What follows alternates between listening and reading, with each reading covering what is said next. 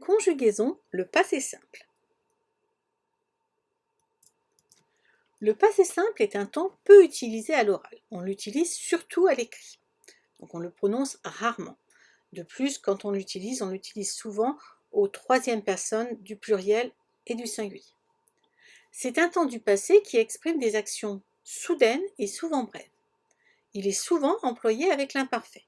Dans un texte, souvent, nous aurons l'imparfait qui décrit la situation et le passé simple qui exprime les actions soudaines, ce qui arrive tout à coup.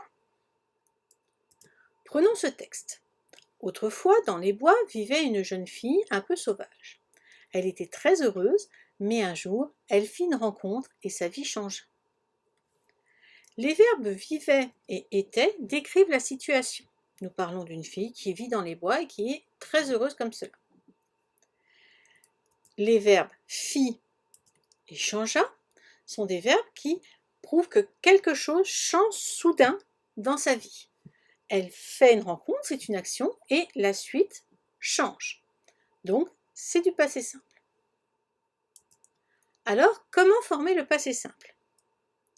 Eh bien, comme la plupart des temps, on va prendre le radical du verbe, auquel on va ajouter une terminaison, et on obtiendra le verbe au passé simple. Quelles sont les terminaisons du passé simple? Il existe 4 terminaisons au passé simple. Au premier groupe, c'est-à-dire pour les verbes dont l'infinitif se termine par ER, les terminaisons sont AI, AS, A, AM, attention à l'accent circonflexe sur le A, AT, de la même façon il y a un accent circonflexe sur le A, et R. Au deuxième groupe, les terminaisons du singulier sont les mêmes qu'au présent. Il faudra donc faire attention au sens du texte pour vérifier si c'est une phrase au présent ou au passé. Les terminaisons sont donc IS, IS, IT, I accent circonflexe MES, I accent circonflexe TES, IR, ENT. Nous pouvons voir que certains verbes du troisième groupe ont les mêmes terminaisons. D'autres verbes du troisième groupe vont se finir en US, US, UT, UT, UR. On fera attention aux premières et deuxième personnes du pluriel, à ne pas oublier l'accent circonflexe. D'autres verbes encore dans le troisième groupe se termineront en un. INS, INS, INT, I accent circonflexe N, M, E, S, I accent circonflexe N, T, E, S, I, N, R, E, N, T. Il va falloir apprendre par cœur ces terminaisons, car le passé simple étant peu employé à l'oral, on ne peut pas vraiment compter sur nos connaissances pour le retrouver. Alors, comment former le passé simple d'un verbe?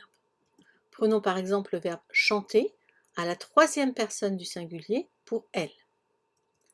Rappel des terminaisons. On va prendre le radical du verbe chanter. Puis, on va lui ajouter la terminaison. Ici, ce sera A. On obtient elle chanta. Autre exemple, le verbe choisir, qui est donc un verbe du deuxième groupe, à la deuxième personne du pluriel. Donc, le radical est choise. On lui ajoute la terminaison it. Nous obtenons vous choisîtes. Dernier exemple, le verbe vouloir à la troisième personne du pluriel, au passé simple. Le radical est voul. Ici, le verbe vouloir est un des verbes dont les terminaisons se font en U. Donc, ils eurent. Et nous obtenons ils voulurent.